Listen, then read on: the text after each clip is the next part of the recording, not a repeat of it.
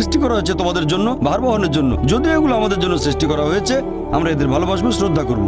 এরকম অনেক সহিহ হাদিস আছে, অনেক। একটা হাদিস আছে সহিহ বুখারীতে, খণ্ড নম্বর 3, যে একবার একজন মানুষ একটা তৃষ্ণার্ত কুকুরকে পানি খেতে দিয়েছিল। কুয়ার কাছে গিয়ে মোজাই করে পানি এনেছিল, আর এই কাজের জন্য তাকে বেহেশতে দাখিল করা হলো। সহিহ বুখারীতে আছে আরেকটা হাদিস, খণ্ড নম্বর 4, একবার এক পতিতা একটা তৃষ্ণার্ত কুকুরকে পানি খেতে দিয়েছিল, এজন্য সে বেহেশত পেল। এক সাহাবা প্রশ্ন করলেন যে কুকুরকে পানি খাওয়ালেও কি আমরা পুরস্কার পাবো? নবী বললেন, অবশ্যই, কেন না। চিন্তা করেন, যে পশুটাকে ঘরের ভেতরে ঢুকতে নিষেধ করা হয়েছে, যদি সেই পশুকেও পানি খেতে দেন, আল্লাহ সেজন্য পুরস্কার দেবেন। একটা হাদিস বলছে একজন বৃদ্ধ মহিলা এক বিড়ালকে বেঁধে রেখে খাবার দিত না, আল্লাহ তাকে দোজখে পাঠালেন। কেন সে বিড়ালটাকে বেঁধে রাখলো, খাবার দিল না? অন্ততপক্ষে বিড়ালটাকে ছেড়ে দিলেও তো সে শিকার করে খেতে পারতো।